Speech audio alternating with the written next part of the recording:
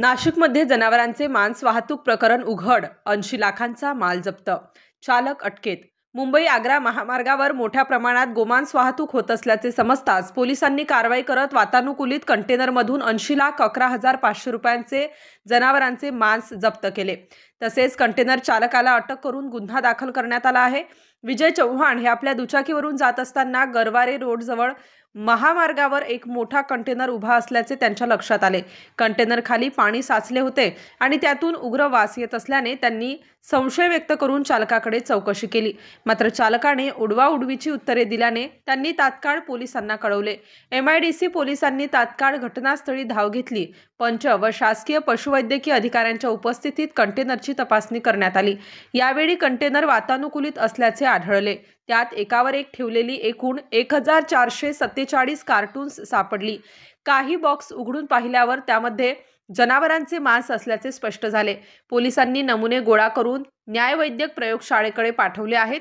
चालक दुर्गेश पन्नालाल जयस्वाल वय 25 वर्ष, राहणार उरण, नवी मुंबई याने सदर माल मालेगाव येथून भरल्याचे आणि तळोजा MIDC नवी मुंबई येथे पोहोचवायचा असल्याचे सांगितले.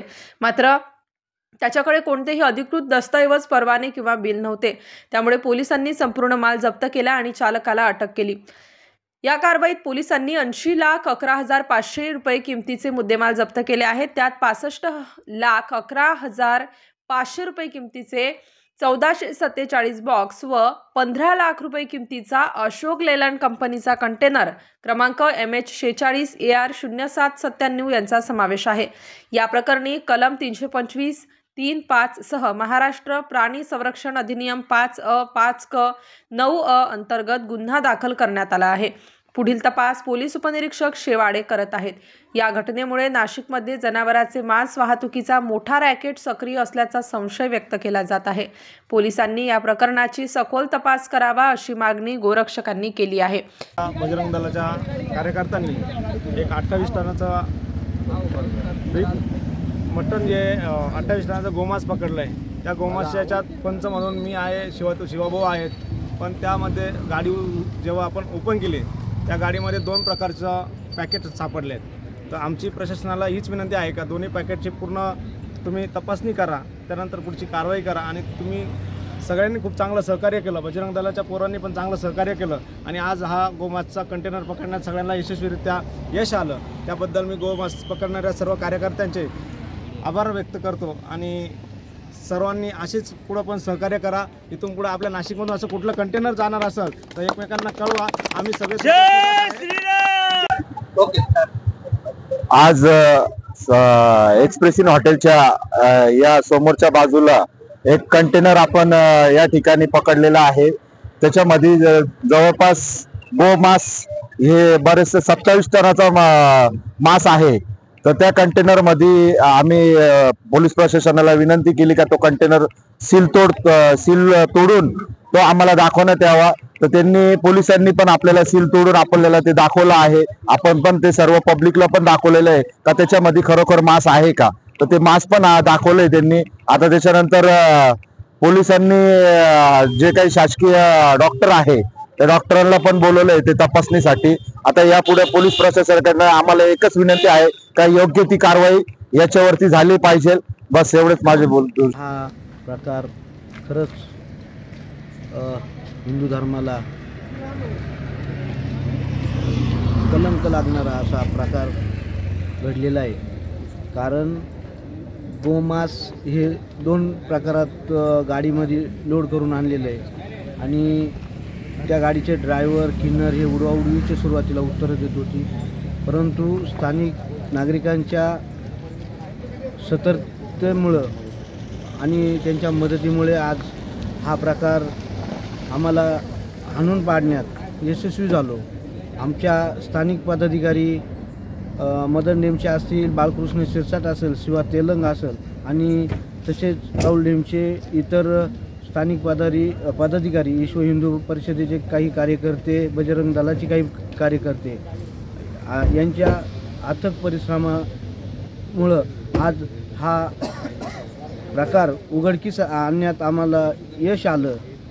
आणि सुरुवातीला तर ड्रायव्हरांनी अक्षरशः पळून जाण्याचा प्रकारही केला होता, परंतु ते पोलिसांच्या मदतीने आम्हाला तेही यशस्वी करता आला आणि इथून पुढची कारवाई शक्यतो प्रशासन डिपार्टमेंटचं प्रशासन हे करीलच, पण आमची प्राथमिक मागणी अशी असेल काय त्या गाडीत 2 प्रकारची पाकिटं भरलेली आहे. ह्या पाकिटांचा प्रशासनाने चांगली दखल घेऊन सुरळीतपणे याचा निष्कर्ष काढला पाहिजे आणि कुठल्याही प्रकारचा गैरकारभार होणार नाही याची पूर्ण काळजी घेतली पाहिजे. आज या ठिकाणी नाशिक जिल्ह्यामध्ये गेल्या संध्याकाळपासून एक गाडीचा ब्रेक फेल झाला होता. त्याच्यावरती आमच्या बजरंग दलच्या लोकांनी, आमच्या भारतीय जनता पार्टीच्या कार्यकर्त्यांनी नजर ठेवून होते. त्यांना माहीत पडलं का या ठिकाणी या गाडीमध्ये काहीतरी घोल आहे. त्यांनी लवकरात लवकर सगळे कार्यकर्ता गोळा केले, अंबड पोलीस स्टेशनला कळवलं आणि त्या ठिकाणी पोलीस आले. आमचे सगळे कार्यकर्ते त्या ठिकाणी उपस्थित झाले आणि त्या गाडीचा आम्ही गेट उघडला आणि गेट उघडून त्या ठिकाणी आम्ही बघितलं तर 27 टन गौ मांस असा आम्हाला निदर्शनास आलेला आहे. त्या ठिकाणी अंबड पोलीस स्टेशनचे शिरसाट साहेब त्यांनी आम्हाला सहकार्य केलं. सहकार्य करून त्यांनी या ठिकाणी डॉक्टर बोलवले. डॉक्टर बोलवून त्यांनी या ठिकाणी तिकडं मांसचं सॅम्पल पाठवलं आणि सॅम्पल पाठवून त्यांनी त्वरित तिथला ड्रायव्हर आणि त्यांना अरेस्ट केलं. अरेस्ट करून त्यांना या ठिकाणी अंबड पोलीस स्टेशनला गाडी जमा केली आणि जमा केल्यानंतर त्यांच्यावरती ते कायदेशीर कारवाई करणार आहे. परंतु ज्या ठिकाणी आमच्या बजरंग दलच्या कार्यकर्त्यांनी, ज्या ठिकाणी आमच्या हिंदू कार्यकर्त्यांनी, ज्या ठिकाणी आमच्या भारतीय जनता पार्टीच्या कार्यकर्त्यांनी त्या ठिकाणी जे या गाडीला धरून ठेवलं, त्यांनी पोलिसांच्या निदर्शनास आणलं. काही पोलिसांनी त्या ठिकाणी आमच्या पोरांवरती लाठीचार्ज केलं. त्या ठिकाणी एक दिलीप भांडे म्हणून कोण ऑफिसर आहे, त्यांनी आमच्या लोकांना सांगितलं तुम्ही इकडे ही शायनिंग करू नका. अशा पद्धतीचे वात्रट जबाब देऊन तो मुद्दा वाढवण्यासाठी किंवा त्याच्यामध्ये पब्लिक भडकली असती किंवा त्याच्यामध्ये अजून काही निष्पन्न झाला असतं, पर त्या ठिकाणी या शिरसाट साहेबांनी चांगल्या पद्धतीने हादरून सगळ्या जनतेला शांत केलं आणि या ठिकाणी अंबड पोलीस स्टेशन मध्ये गाडी आणली आहे आणि त्याचं सॅम्पल डॉक्टरलाही पाठवलं आहे आणि आमचे लोक तो सॅम्पल घेऊन जाणार आहे. आमचे डॉक्टर आहे ताकी आम्ही दोघं ठिकाणी सिव्हिल पासून तर सगळ्या ठिकाणी ती तपास करून आमची रिपोर्ट काढणार आहे. 100% घेणार आहे. ज्या ठिकाणी अशा पद्धतीचं वातावरण असतो त्या ठिकाणी पोलिसांचं काम असतो का तो वातावरणाला कशा पद्धतीने शांत केलं पाहिजे, कारण की हा हिंदूचा मनाचा मुद्दा आहे. आमच्या समोर जर का गौ मासच्या एवढं 27 टन कोणी घेऊन जात असेल तर कोण हिंदू शांत बसणार? साहजिक गोष्ट आहे का तो थोडासा ओढाआड करणार, कार्यकर्ता त्याच्यावरती त्यांना राग येणार आणि त्या राग आल्यानंतर तुम्ही जर का सांगणार का तुम्ही हिंदू लोक शायनिंग नका करू, या पद्धतीचे चुकीचे वाक्य जर काही सांगत असेल तर यांच्यावरती आम्ही कारवाई करणार. आम्ही आमच्या वरिष्ठांना सांगणार, आम्ही आमच्या फडणवीस साहेबांना सांगणार, आम्ही आमच्या गिरीश महाजन साहेबांना सांगणार का अशा पद्धतीच्या ऑफिसरवरती लवकरात लवकर कारवाई झाली पाहिजे. मी विजय चव्हाण, राष्ट्रीय बजरंग दल जिल्हा मंत्री. वाघ म्हणून भाऊ आहेत, यांनी फोन केला. आला असता ड्रायव्हर उडवडीचे उत्तर देत होता. तो म्हणत होता की ग्रेप्स भरून आणले. मालेगावून ग्रेप्स कोणी भरेल का? पिंपळगाव वगैरे निफाड इथून भरतात ते.